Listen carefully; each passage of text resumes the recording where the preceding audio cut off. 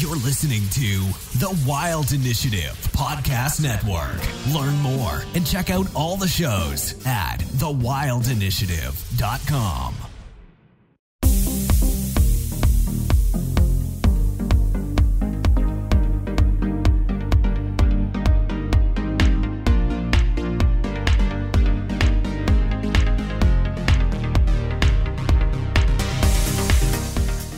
You're listening to the Untamed podcast, where we talk all things fishing, conservation, and the outdoors.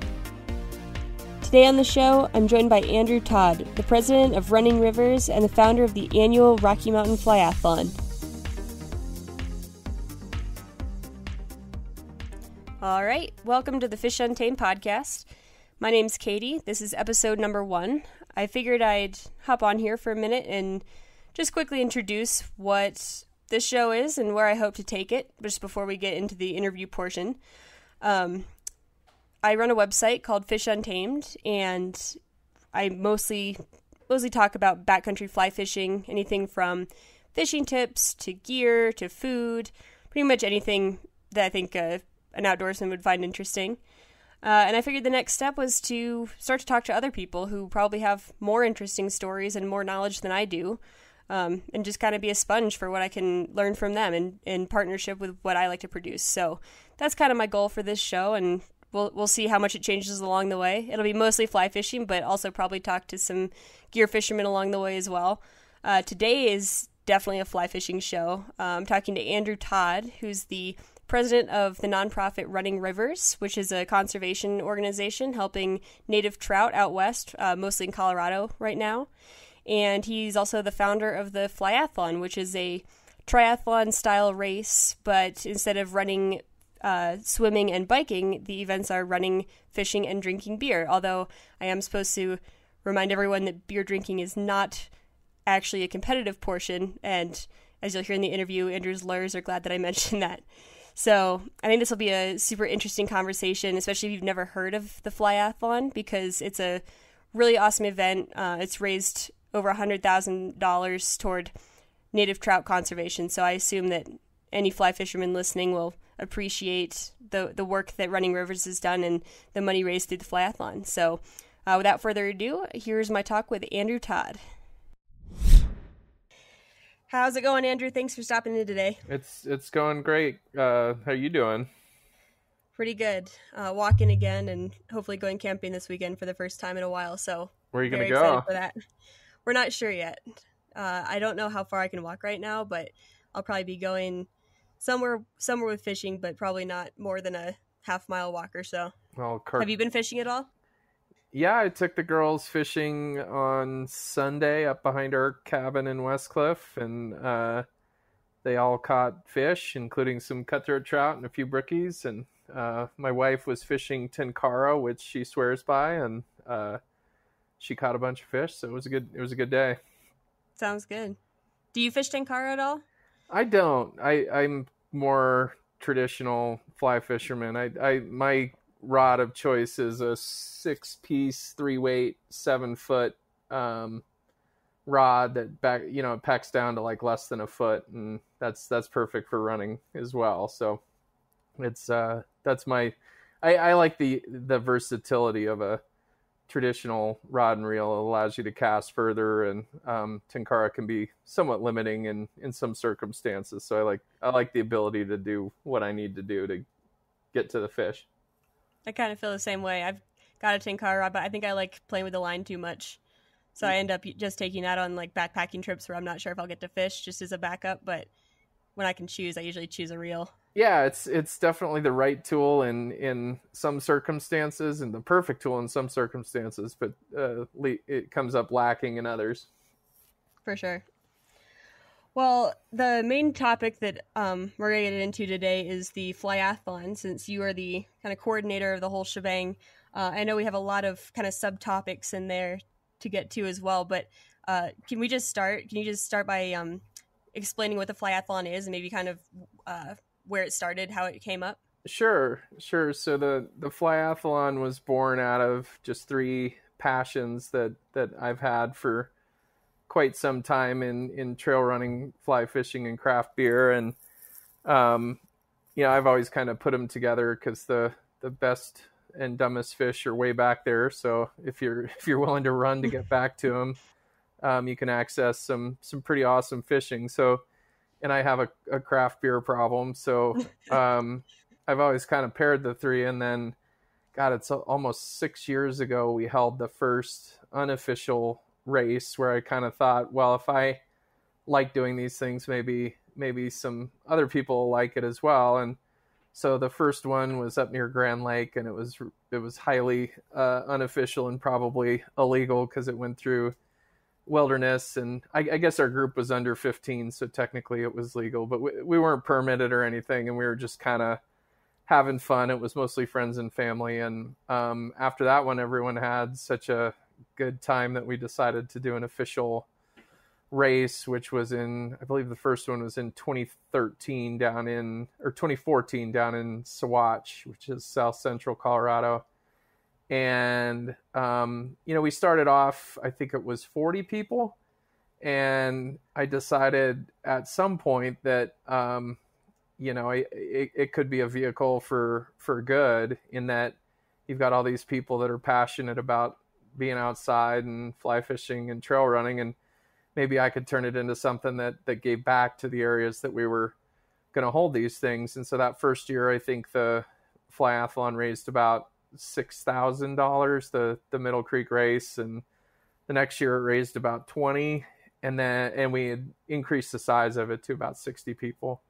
And then we added a race, the Lake Fork Flyathlon, which of course you've been to. And so over the years, I think this is year number 6, and the last 5 years, we've raised over $150,000 started out through Colorado Trout Unlimited. They were kind of our fiscal partner in doing stuff on the ground, but we decided a couple years ago now to create our own nonprofit, which we called Running Rivers, that now houses the Flyathlon and a couple other programs. With our motto is conservation through recreation. So we're trying to get people excited about conservation through fun activities like the Flyathlon, figuring that if these people are going to be out there, they might as well be invested in the areas that they're in and knowledgeable about the conservation challenges. And so that's what we've tried to do with the event. Instead of having it just be a race, be something more than that. And the way we've raised money with the Flyathlon is through a crowdfunding model, which reaches even more people. So we ask the people that sign up to reach out to their friends and family to contribute to their campaign, for lack of a better word. And so with that message of, in the case of Running Rivers, it's very native trout focused. And as our participants reach out to their friends and family, that message of native trout and why native trout are important gets out to a wider audience than just the people participating in the event. So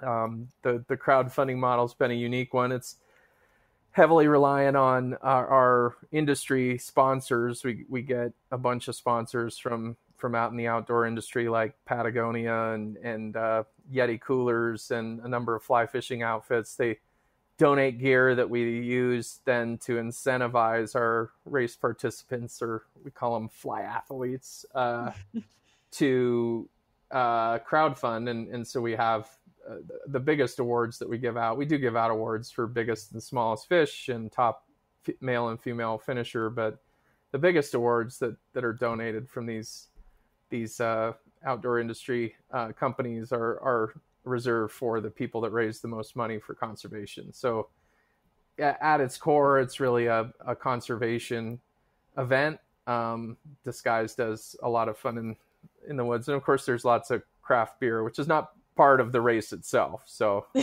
lawyers said that was a terrible idea. So we keep the beer after, unless you choose to find it on the course. And there may or may not be places where you can find beer and whiskey. So yeah, I've had to explain when people have asked about the race, and I usually start by describing it as a triathlon, but the events are running, fishing, and drinking beer. And then I have to specify that drinking beer isn't actually an event. It's just more of a perpetual activity throughout the entire weekend. Yes, my lawyer friends appreciate you clarifying that, because it's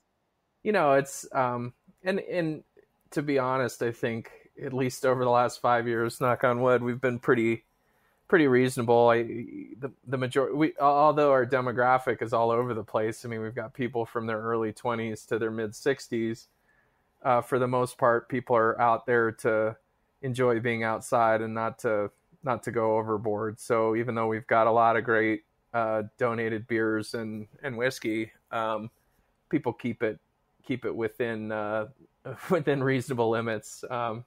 And by design, we've got these races in places that are pretty remote and isolated from Denver. Both races in Colorado are at least 3 hours from Denver, so people aren't inclined to try to drive back after the race or after a couple beers. It's really designed so that people come and camp, and I've found over the years that's my favorite part of the whole deal, is sitting around after and listening to people talk about the fish they caught or the one that got away. And sometimes the word cutthroat comes into that conversation, and that makes me really happy that people come and they stay. And the thing I didn't expect, but I've witnessed over the miracle that is social media, is that people that have met come into these events, then go out and run together and fish together and hang out together. And that's kind of cool if we can create a culture of people getting out and enjoying these places with that conservation mindset in the background. That then in my mind, we've won with what we're trying to do. Yeah, it's pretty impressive that after just a couple of years, you guys have already raised. I think the last figure I saw was like 150,000. Is it up to that high now, or is it still between 100 and 150? No, so between the events in Colorado, and then we've got an event that it's kind of a franchise or offshoot of the Colorado races out in Iowa, and that is going into its third official year as well, and they've raised not as much money, but I think closing in on $25,000 over those years for trout projects and native trout projects, brook trout projects in Iowa. But yeah, all told, I think we're, after the last year it was 160, something like that, and this year already the Middle Creek Flyathlon has raised $16,000, and we've got 2.5 weeks left, and the goal for that one was 25 grand. And there's always a flurry of activity at the end as the sandbaggers come out of the woodwork and call in their big guns to put them over the top to win cool donated gear. So I'm hopeful we can hit 25 with both races. We've raised more money with the races each year, and then the important thing is not just raising money, it's how we spend it on the ground. And so our nonprofit being a fledgling organization, and all of us, it's an all volunteer organization. So everyone's got a day job. So we need partners to spend that money on the ground for conservation. And so we work through other nonprofits as well as state agencies and federal agencies to help them do their jobs in a way that also meets our mission. So we partner with, we've got a big project this summer that's a partnership with Trout Unlimited, National Park Service, and Colorado Parks and Wildlife to reclaim a really big watershed in the Sangre de Cristos for Rio Grande cutthroat trout, who are in, depending on what figure you look at, between 12 and 15% of their historic occupied habitat, and that's not a lot. So the goal is to expand that range into some watersheds. That the one we're doing at the end of August is really well buffered against things like climate change. It's a big watershed, lots of water. The water is very cold, and right now it's got cutthroat trout hybrids as well as brook trout in there. And so the project that our fly athletes help raise money for is to remove the fish that are in there and then replace them with the all native Rio Grande cutthroat trout. And that watershed will be a great place for conservation of that species. And they may actually, Parks and Wildlife is talking about using it as a brood stock, which is where you go and you use those fish to spawn and create fish for other watersheds where you're trying to reclaim the fish and get somewhere from, where we're at 12 to 15%, can we get that number up closer to 20 or 30? In my mind, that's a more sustainable number long term when we consider things like on the horizon, like climate change. Mm-hmm. Are there more than one project going on at a time? Or because I know the website shows a kind of a list of projects, but I wasn't sure if those were past projects, current projects, and future projects, or if there's a bunch going on all at once. How does that work? Yeah, so there are any number of projects going on at any given time, or none at any time. It's really just a function of when these people are doing the work on the ground. So this summer we're doing a project with Colorado Parks and Wildlife where we're looking at the success of they stock high mountain lakes with Rio Grande cutthroat trout via plane. And some of these are so remote, they haven't, over the last 20 years, they haven't gotten up to these lakes to characterize them to see the success or failure of their stocking. They're biannual, so every other year they're stocking fish in these lakes, and they don't know whether they're taking or are there, what's going on with them. And so one of the projects we help fund is for a crew of seasonal employees to go up to as many of these lakes as possible and do surveys to determine if that stocking has been successful. And in some cases it has, and in others they've been feeding brook trout for 20 years, and then they'll adjust their management based on that information. So that's a project that's happening this summer. The Sand Creek Reclamation. We're partnering with money raised from the Lake Fork race. We're partnering with Bureau of Land Management over on a tributary to Saboya Creek, which goes into the Blue Mesa Reservoir. They're putting in a barrier. These cutthroat trout, to survive long term, they need to be isolated from those brook trout and rainbow trout that'll outcompete and breed with them. The rainbow trout will.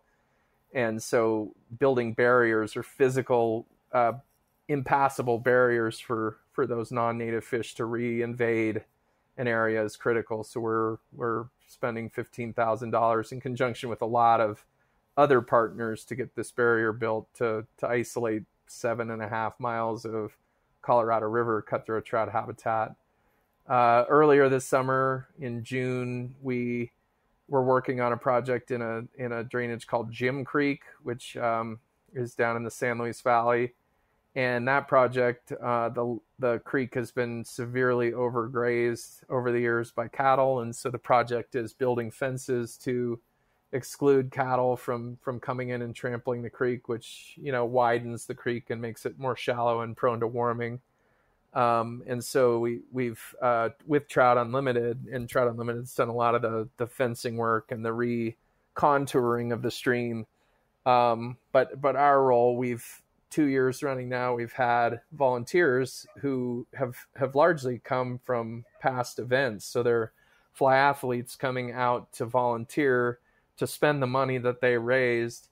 To what we did this year was we planted willows and sedges, and then we did some electrofishing, which is where you put in an electric current into the water, and that stuns the fish. It doesn't kill them.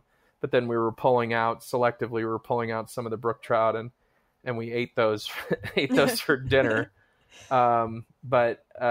So with under a permit from Parks and Wildlife, you can't just go. Is that legal take? No, you can't just go buy an electrofisher and go shock dinner. This is something that was in conjunction with Parks and Wildlife. They were aware of it, and so we're taking those fish out, and so to salvage them for a purpose instead of just throwing them away. That's why we were eating them, but not legal to go out and throw electricity into a river just to get dinner. Take that out of my Amazon cart. Yeah. Go back to the standard rod and reel. Well, the good thing is electrofishers aren't cheap, so it's not easy to just go buy one and do it. So that's pretty cool that you said that one of the projects is like kind of over near the Lake Fork area, right? Near Blue Mesa. Yeah, and that's so with the money that we raise, we try to target the money towards the watershed so like the money that was raised in the Middle Creek event, we're trying to put towards projects that benefit fish that are native to the same watersheds that the Middle Creek is in. So that's the Rio Grande cutthroat trout watershed, greater watershed, and versus the Lake Fork, which the native fish in the Lake Fork area is the Colorado River cutthroat trout. So the barrier project happens to be in very close proximity to the Lake Fork of the Gunnison, but in reality, we're just trying to keep the money that was raised with a given event for the subspecies that's native to the watershed that event takes place in. And same goes with the one of our other programs, which is called the Rare Fish, Rare Beer Project, where we're partnering with local breweries to make beers that celebrate the fish that are native to the watersheds that those breweries reside in. So I think we're on volume 7 now, but we've made several Rio Grande cutthroat trout beers with a brewery in Del Norte, Colorado called 3 Barrel Brewing. And so a portion of the money that is raised with this beer goes back towards projects that benefit the fish that the beer celebrates. So it's been a ton of fun doing it. We basically turn the whole creative process over to the brewery. They're label makers, make up a label inspired by the fish, and we've got a lot of cool beers and labels that have come out of it. We actually even made a whiskey with Denver-based Laws Whiskey House that was called Nativa. It was kind of a generic cutthroat trout celebration, and that raised almost $10,000 for projects that part of which will be spent this summer in that Sand Creek watershed reclamation project. So so we're trying to focus on the watersheds where the activities are taking place and focus on the natives within them. That actually kind of leads me into something I wanted to ask later, but it makes more sense right now, is whether this project would expand ever, do you think, beyond trout to other native fish? Like, I'm a big whitefish fan. I know a lot of people think that they're trash fish, but I have a ton of fun catching them.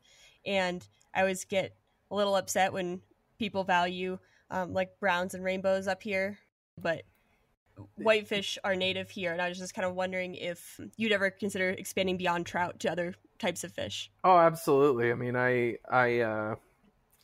think particularly with the Rare Fish, Rare Beer project, we've already talked to 3 Barrel about doing a Rio Grande chub beer, and it's not as, the thing about trout is because they're a sport fish and they're a really pretty fish, which is not to say that, some of these small bodied native fish aren't beautiful in their own right, but most people know what a trout is. Mm-hmm. Fewer people know what a chub is or a sucker is. And from a conservation standpoint, some of those species are even in worse shape than some of the trout species. And so you're absolutely right. There's a need for protection and habitat projects benefiting those organisms as well. And so we have actually talked about doing a chub or a sucker beer, but from the flyathlon standpoint, it's a little bit more difficult because it is an angling focused event. I suppose we could use money from those races to benefit non-trout native fish, but because it is an angling event, the money that has been raised through those has gone towards trout projects to date. Mm-hmm. I mean, that makes sense. I was just wondering if we can hope for some other things down the road. Yeah, man, suckers need love too. I wonder how many people would buy a sucker beer. I think it's all about. So what we try to do, I didn't mention that with the labels, so that the art is inspired by the fish and done by the brewery's artists. But we try to use it as an educational vehicle as well. So there's always a little blurb on these labels that talks about why this fish is important. And in fact, we're making a brown trout beer here in Denver that'll be out within the next couple weeks. And of course, brown trout are not native to Colorado; they're native to Europe. But the beer that we're making is a Pilsner, which is a German style beer, And so on the label, it talks about how the German Pilsner and the German brown trout are both imports from Europe, but and they're great and fun to fish for, but they're not native. And so this beer is actually raising money for greenback cutthroat trout. So just a facade. Yeah. Well, I think people understand and are familiar with brown trout, and so if you can use a brown trout beer and get people excited about it, and then they read the label and they're like, what the heck is the greenback cutthroat trout, and why am I giving money to it? And then they do a little research and they figure out that it's this beautiful fish that you can catch in Colorado too. So you know, a little trickery, I guess, but it's going to be a delicious beer, and particularly a delicious summer beer in a Pilsner. And to be fair, I'm assuming that most anglers out here, even if they value native species more, probably aren't wanting to get rid of all the brown trout fishing there is out here either. No, nor am I. I just I think, you know, the 12 to 15% versus the habitat that's occupied by non-natives in brown and rainbow and brook trout. If we could get that balance closer to the 30% native trout versus there's some watersheds and these big river systems that, like the Blue River and all the big ones that show up on the big board in fly shops. Those are heavily managed, and they're unlikely to be all native fisheries anytime ever in the future. So I think to imagine those as all native fisheries is probably naive, but there are great opportunities to move the needle on native fisheries without jeopardizing any of those great sport fisheries that we have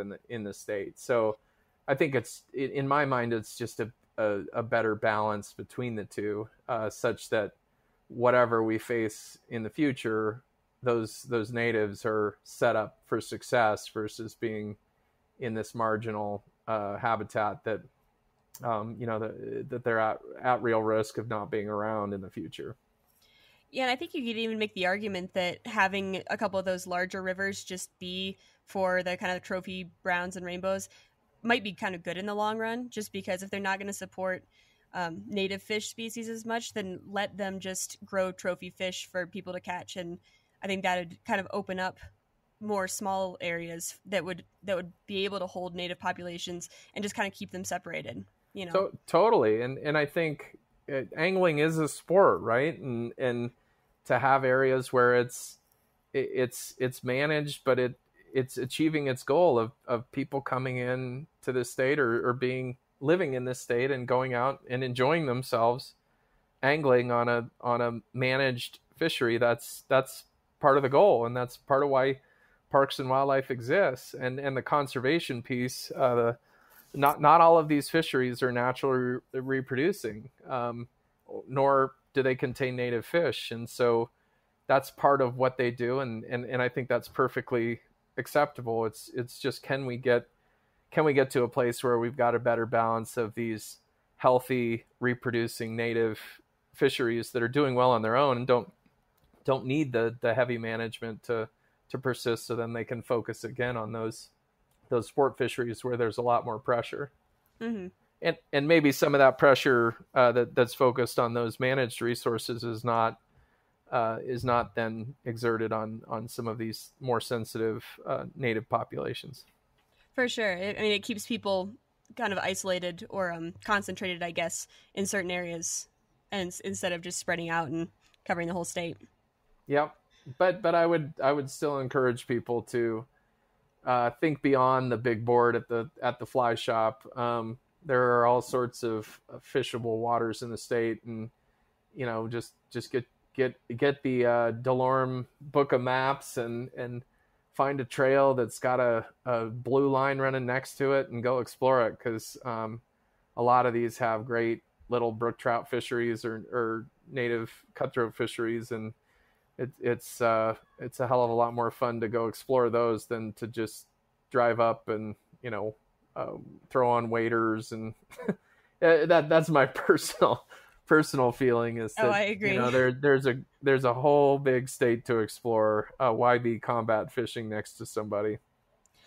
I actually I've never fished Decker's, Cheeseman, or the Dream Stream, and I kind of want to go, but I also kind of want to see how long I can go without, just to see how long I can make it. Yeah, they have their merits. I've fished several of the few you mentioned, and not more than once though. I just don't I don't enjoy the the combat fishing that you can get sometimes where I like the solitude of being way back and not necessarily all by myself, but pretty isolated, and that's when I feel most alive, is when I'm out really remote and wet wading, so I can feel the river on my legs, and I always struggle with waders, although being a biologist for the government and doing electrofishing, I need waders in certain circumstances, and I understand their value and utility in those circumstances. But I think a big part of fishing should be to experience being in that element, and what are the fish experiencing, and if it's too cold, stand on a rock. Yeah, and especially in those like smaller mountain streams, you're probably not even standing higher than your ankle deep anyway. Right. And if you do it long enough, the nerve endings in your feet die anyway, and you can't feel it. So it's a win-win. It's a win-win. So in your work, does that overlap with flyathlon projects at all? Or are they completely isolated from one another? Yeah, they're completely isolated. So it's the reason my leave balance at work is so low, is because anything flyathlon related I'm doing on my own time. And certainly there's contacts that I've developed professionally over the years that I utilize to make the impact with running rivers in the flyathlon. But by design, I mean, I can't use my position in the government to advance the running rivers, and I don't want to. So it's I spend a lot of nights and weekends working on this stuff, and certainly it's not just me. I have when we created Running Rivers, we have a board of there's 9 of us, and so I get a lot of help from my board members and volunteers in pulling these things off every year, and people keep showing up so to help me out. So I apparently haven't pissed them off enough yet. Going back to what you said about how when you're looking to fish, you kind of just pick a trail that's got a blue line next to it and head out. We should have probably gone over this toward the beginning about what actually goes on during a given race. We kind of talked about the history of the flyathlon and the fundraising part, but do you just want to, do an elevator pitch for what would a day of racing would be like? Sure. So, well, to start the race, we sacrifice a shitty domestic beer to the beer gods. It started out, the first event, I tried to shoot a beer with my buddy's 357, and I totally missed, and everyone was scared. And then because I missed, they made me shotgun this thing, which was like drink shotgun it, which it was this Bud Light Lime-A-Rita, and I had to drink it. And so the next year I brought in the hired guns in my daughters and Red Ryder BB rifles. And so that's how we start every race, is by shooting a crappy domestic beer. And then the only rules are you have to complete the course. So in both the Middle Creek and Lake Fork Flyathlon case, it's an out and back. There's a long course on the Middle Creek that adds a loop, but really you have to go check in with my neighbor who's at the top with a bottle of whiskey. I didn't say that, but if you're looking for whiskey, it's at the top. And you have to run the entire course, and you can break off and fish at any point. So if you're fast, you're running by all this habitat or potential places you could fish before anybody else, and you're faced with the tough decision of when do you break off and start fishing, because then everyone behind you goes past you and then gets to see all the habitat that comes after that before you. So it's kind of this head game of when do you break off and fish? Do you run the whole thing and fish at the very end? Do you fish right away and then just gut out the run? So And then when you catch a fish, we've got a 11 by 17 sheet of Right in the Rain paper that has all our sponsors' logos on it, your name, and a 17-inch ruler. And you take a picture of your fish on the ruler, and then you get to show one picture at the finish line after you've completed everything, and your time is adjusted by the size and species of the fish, with a double bonus for the native fish. And that there are only cutthroat trout in the Middle Creek race. There's no cutthroat in the Lake Fork race, so there's no bonuses in the Lake Fork. But it's funny because that bonus has been the difference between winners and losers in the Middle Creek race. Yeah, last year, my neighbor who's at the top, his wife was running it, and she was super fast, and she came across super fast with like a 6-inch brook trout.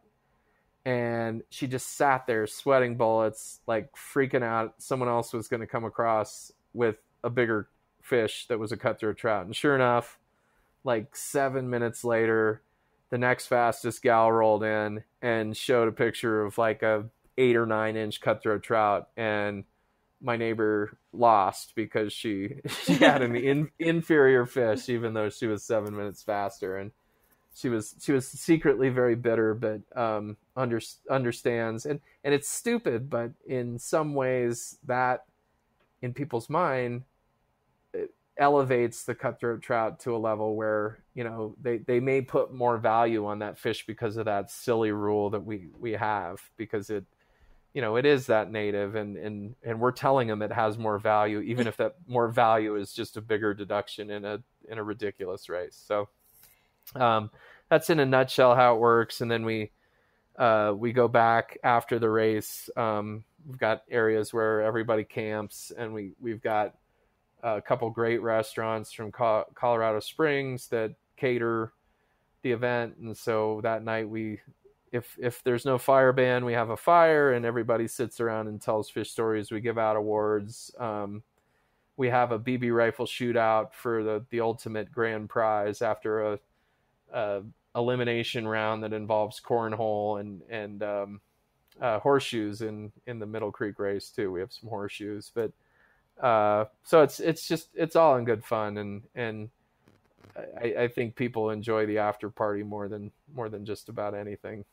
Yeah, you know what I've noticed running this, so I think I've run this race 2 or 3 times now, and I've run a handful of other races, although I don't consider myself a runner.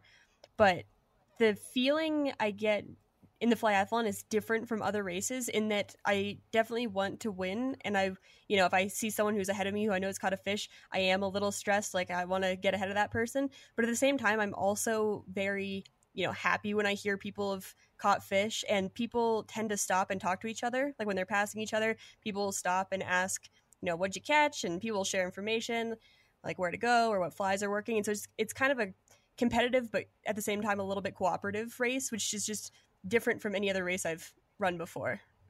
Yeah, it's by design. Fishing, you're kind of fly fishing. You're kind of discouraged from running up on someone or creeping up on them on their hole and asking them what they're fishing. That's kind of bad fly fishing etiquette. But in this race, I think people are under that pressure of like trying to catch a fish in as short a period of time as they can. And so it opens up that line of communication. If you see someone running by who's been successful, you want to know how, what they were fishing, because you're trying to get into a fish as fast as possible. And I think most people that are involved in this race are in it for the right reasons and share that information instead of just, holding it to themselves so they can win. You're right. Most people are trying to help people be successful in the fishing component in particular. And in past years, we unfortunately our fish whisperer, who sits by the river and is available for people to,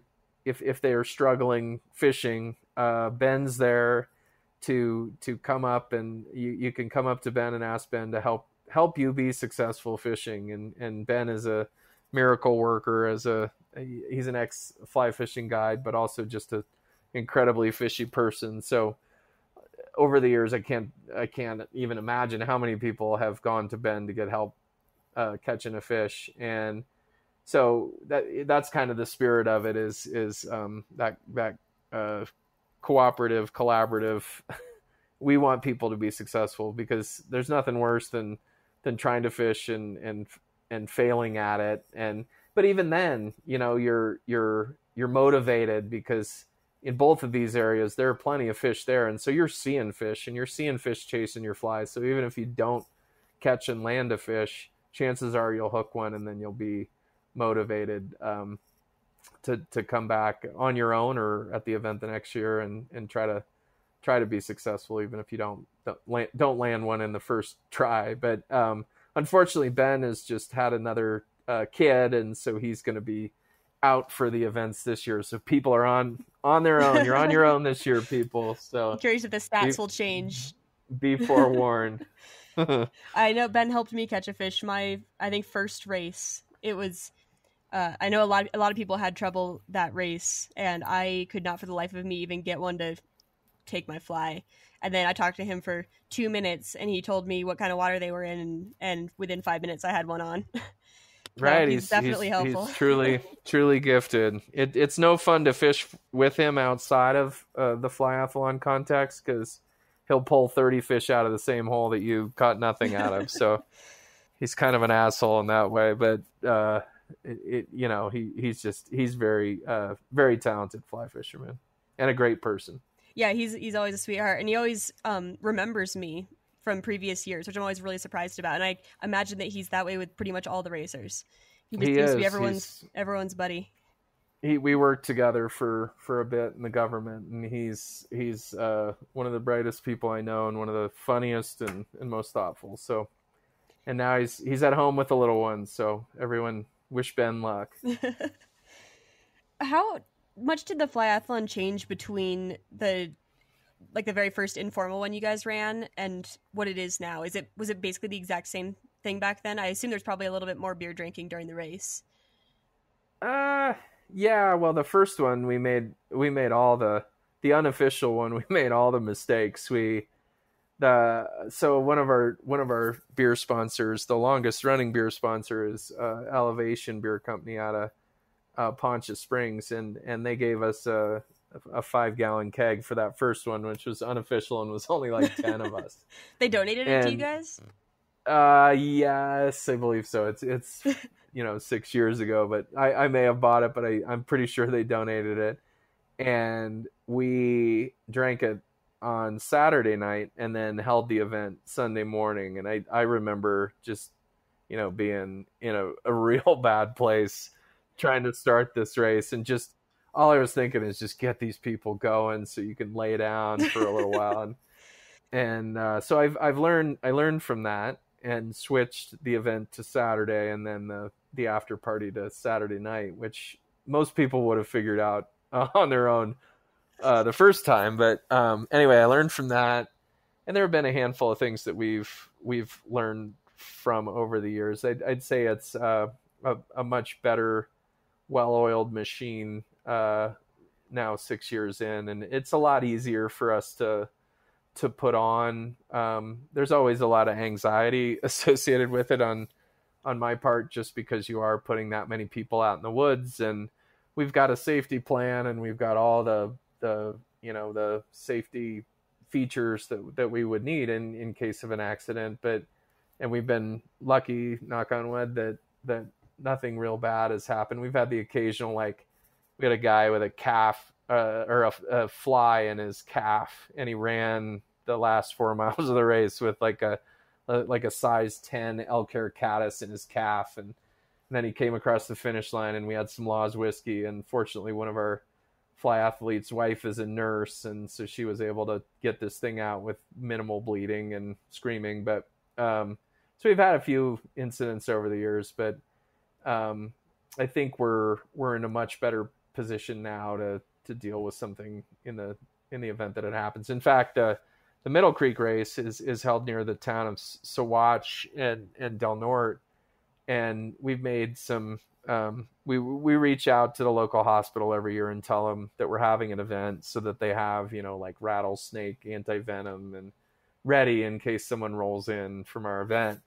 But some of these communities are pretty small towns and they don't have a whole lot going on. So I think it was 2 years ago, the ambulance crew from Saguache came, and they were just parked at the starting line waiting in case something happened. And of course nothing happened. And it was great. It was great to have them there and meet them. But, and then last year, I think my dad, who's a retired pediatrician, he organizes this stuff with the local hospitals, but they wanted to have a helicopter, like parked at the starting line. I'm like, I think that's a little bit of overkill. Yeah. And what's someone going to do? I mean, yeah, break well, a leg. And there's no room for a helicopter at the start line because we've got all these cars rolling into a remote Forest Service trailhead. But the enthusiasm of the local communities is well appreciated on that front. But it's pretty much stayed the same over the years. We've added things here and there, and there may be a few twists this year as well. But if it isn't broke, don't fix it, right? Right. And you have a kids flyathlon going on this year, right? Or is it next year? We did. We had it. It was the beginning of June, and it was our definitely a trial run. It was at Staunton State Park, which is in the like Conifer Bailey area. Great state park, by the way, for those runners out there. And there's also some good fishing in there. But it's a 2-mile run for the kids, and halfway into the run, there's these stock ponds where we had probably about 20 volunteers waiting for the kids to roll in, and we had fly rods set up, we had spin rods set up, we had rods with power bait on them set up. We were ready for anything. And these fish had been stocked the day before, and earlier in the week too, so there were fish everywhere. But stockers aren't always cooperative, and so the hour leading up to the kids actually showing up and wanting to catch fish, we were all trying to fish it and figure out what they were taking, and no one was taking anything. And so there was this huge like cloud of stress over everyone. And then our partners in the event, Mountain Goat Kids, which is they put on trail running events for kids. My friend Heath, who runs that, he radioed into me. He's like, "They're coming," and we're all panicked. And as soon as the first wave of 25 kids rolled in, and not just like, these aren't like 8 to 13-year-olds. There were like some 4-year-olds in the mix. What was the age range? So I think he capped it at the low end at 4, and the upper end was 13. Okay. So this is a wide range of skill levels in terms of just being able to move your arms and legs, and so anyway, they showed up and fish started to cooperate, and I'd say at the end of it, we probably had over half of the kids had, in air quotes, caught fish. We caught a lot of them, and then let the kids reel them in. But man, it was great to see some of our longtime flyathlon participants showed up to volunteer, and one guy in particular, Bert. I've got a great picture of him with this kid who's got to be like 5 years old, and the kid's got the biggest smile on his face, and he's got this rainbow trout that literally was on a truck the day before, but he doesn't know that, and both of them just have these great big grins on their face, and so it was great. We'll adjust some things for next year and probably have fewer kids and maybe bump the lower age limit up a little bit, and more volunteers. So if people want to be a part of that, and probably reach out to some sponsors and try to make a bigger deal of it. It was kind of under the radar this year because it was a test balloon, but I think for me, it's really important to get youth out and psyched about being outside, whether it's trail running or fly fishing or both. instead of being in front of their iPads. And I think the more people we can get interested in these things, the better off we are for the future in protecting these places. So that's the goal on my end, and it's fun to see kids catch fish. And I'm sure it's nice especially for the parents who maybe run the regular flyathlon and want to get their kids into it, but they don't want to be those parents that are going to make their kid fish and then have the kid rebel, or just because the parents are teaching them, and kind of give the kids their own like way into the activity that doesn't involve fishing with their parents.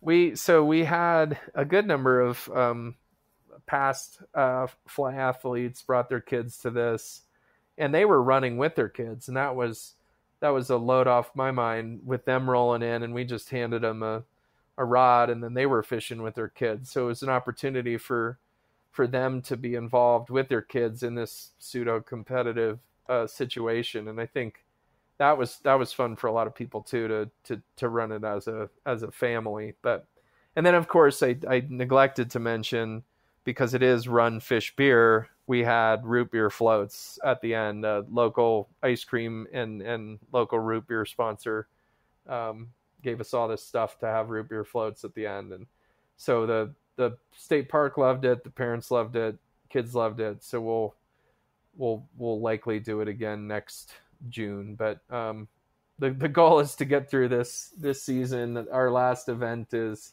the Lake Fork at the end of September, and then we'll get together as a board and we'll figure out what's next. I've got a couple other ideas, but see what everyone's bandwidth is for ramping up again for next year. So did the Middle Creek already happen this year, or is that upcoming? No, it's August 10th. Okay. So we're a couple weeks out. So we're in the scrambling around. I just picked up a bunch of beer from a great brewery in Denver called Cerebral. Oh yeah, we've been there. Yeah, man, they gave us a bunch of beer, and they're super big fans of what we're doing, and I'm a super big fan of their beer, so it's a match made in heaven. Assuming the beer makes it to the event. It's in my fridge right now, so I'll just have to show some restraint. Just seal it in a box that unlocks the day of the race. yeah, or not. You got to make sure it's not poison. right. Got to test it out. That's right. What's the Trout Man? So the Trout Man is a unofficial ultra distance, and by ultra, the technical definition of an ultra running race is just more than a marathon. So it's not a 100-mile race, because I'm not crazy. But the Trout Man involves it's approximately 30 miles, but anything over than 26 miles counts.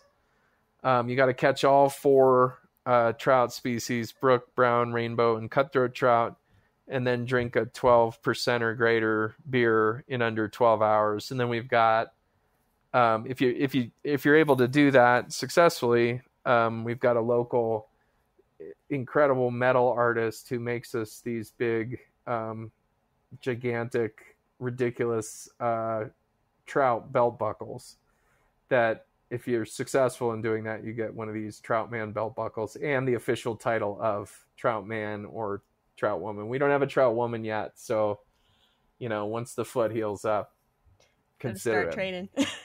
Yeah. Is that like an honor system race, or is that an actual organized event? It's both. Okay. So the official challenge is open to anyone who wants to string together a course that covers that 26 plus miles and has all 4 fish. We do one down in the Weemanoosh Wilderness between. Well, I won't say exactly where it is, but it's there are probably 10 of us that are going to try it this year. We were going to do it this last weekend, but as many of the listeners may know, Colorado had an epic snowpack this year.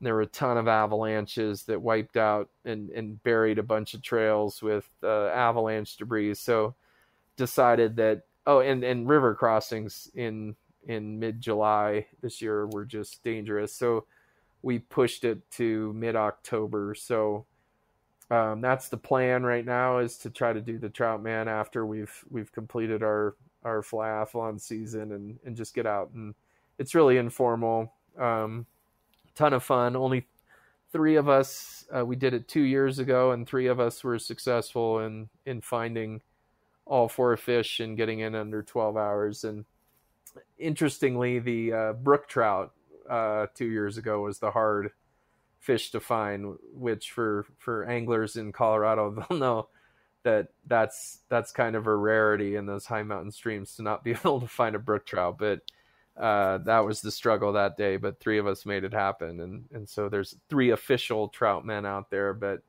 my hope is that there will be more after this year. Whether I'll be able to repeat or not remains to be seen, because I'm closing in on 45, and it's not as easy to go that distance as it was even a couple years ago. So is the fishing usually the limitation, or the distance? I assume the beer usually isn't the limitation. No, although you'd be surprised, after exercising for almost 12 hours to try to drink a 12% beer, is you want to be sitting down. That's the message that I would communicate, is make sure you're sitting down after doing that.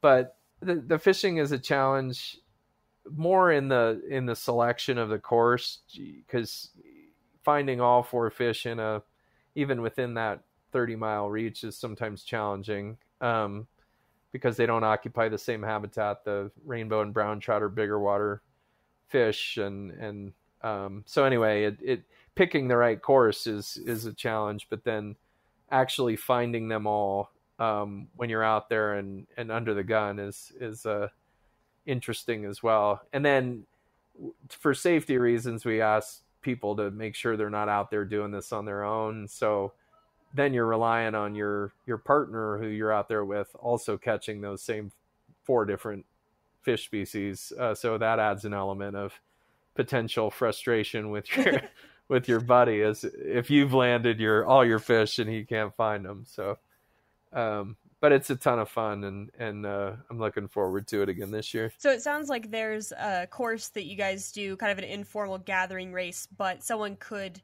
come up with their own course and also achieve the same feat, but you just happen to have a course that you've tried and tested out, made sure it was good. Yeah. Okay. Yeah. So I have a map problem. I have got all the National Geographic Illustrated trail maps, and so this kind of stuff that fascinates me, of looking at maps and trying to imagine courses where I could get all 4 and get a great run in as well. And so I think there's a handful of places in Colorado where the Trout Man is achievable, but we've only done it in the one. Thought about making it an official event. The real challenge is to find a course that long where you can catch all 4 fish that doesn't go through wilderness, because competitive events are not permittable in wilderness. So we couldn't have an official event if it went through wilderness. So how do you go about finding the flyathlon courses? I know there's only a couple of them, but what criteria were you looking for, apart from there needs to be basically a trail along a stream that has fish in it? That's pretty much, having camping close by, having a trailhead that has good parking. It's the quality of the fishing. So you want people to be successful.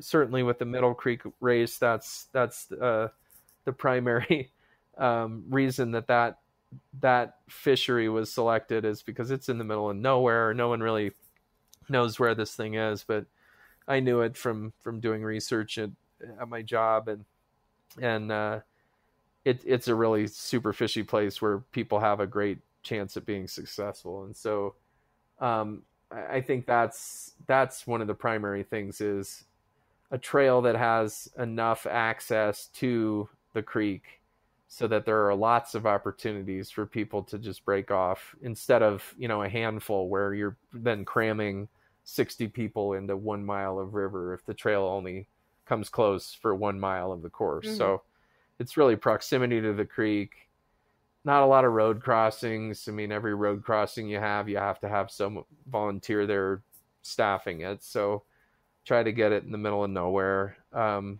as I mentioned earlier, our goal is to have people come and stay, and so far enough away from an urban center that they're gonna just make a weekend out of it instead of trying to come for the morning and then drive home. Yeah. Did you have a lot of places that fit the bill, or was it like these are the only 2 or 3 places that we can even find? No, I think there's a lot of good public water with again, the wilderness limitation does eliminate a lot of really good. There's countless trails that run right next to rivers that go into wilderness, and that's the great thing is once you start running with your fly rod, the world's your oyster. There's all sorts of great places to go. But in terms of, places where we could actually hold an event, these are the two in Colorado that we've landed on. I've explored other courses in other states as we contemplate taking this to other parts of the country, and it's relatively easy to find something that at least on paper looks like it might work. And that's where in the future, I'm hoping with Running Rivers, as I mentioned, it's all volunteer right now.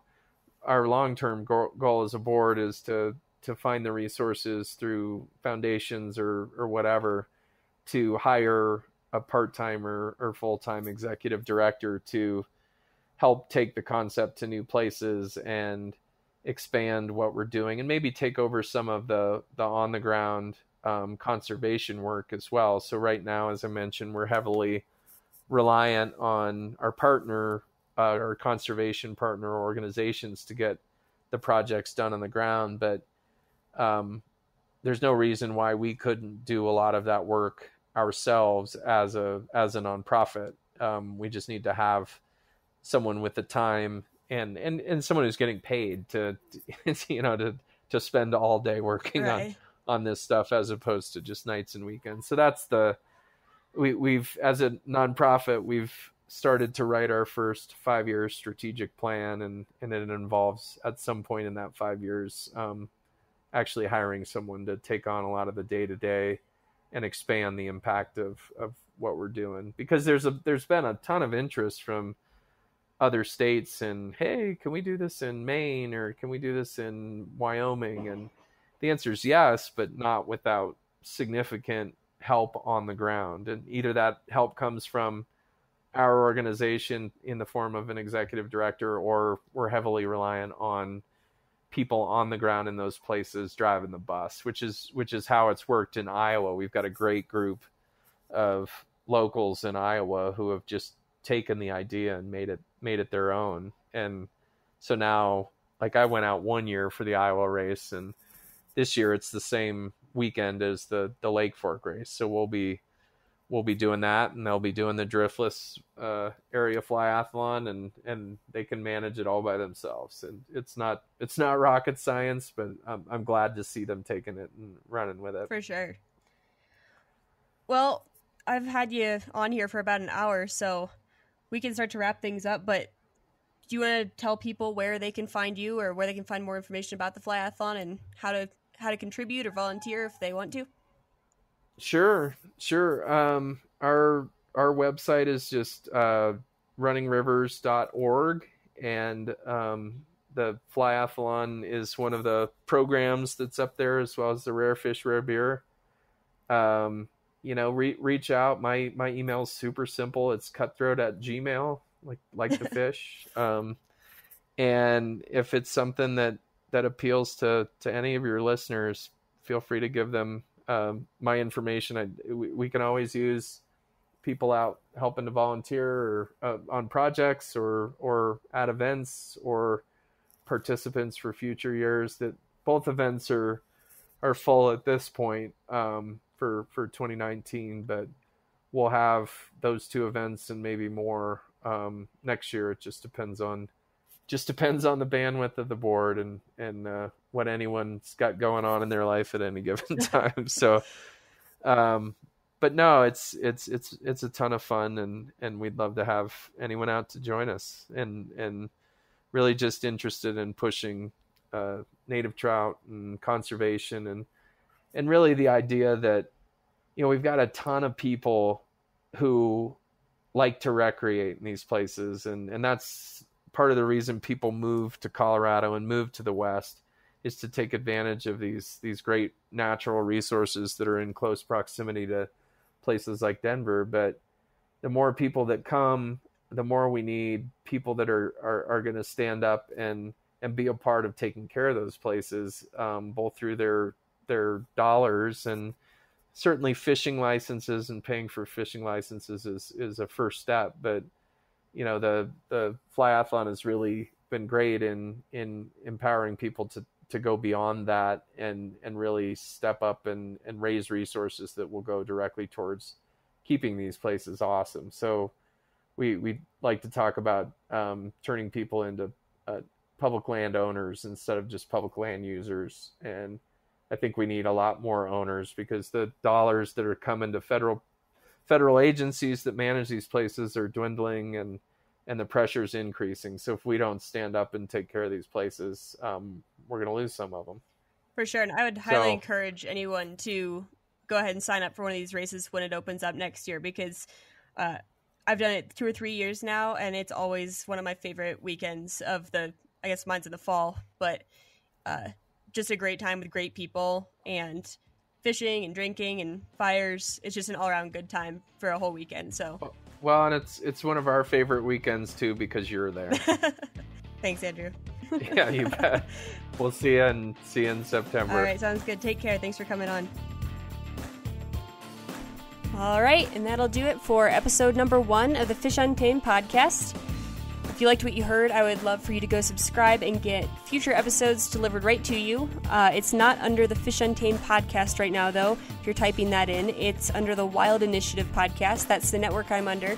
So go ahead and subscribe to the Wild Initiative, and you'll get all my episodes as well as all of Sam's other episodes on that stream. And in the meantime, also go check out fishuntamed.com. All my episodes will be listed there, as well as weekly articles about backcountry fly fishing and all kinds of other little tidbits. So go ahead and head over there. And if you're looking for me on social media, it's just under Fish Untamed on Instagram, and then just under my name, Katie Bergert, on Go Wild. Those are really the only 2 I'm on, but I'm assuming quite a few people who listen to this will be on at least one of those. So go check me out there, and I will be posting updates on both of those platforms. So until then, have a good one.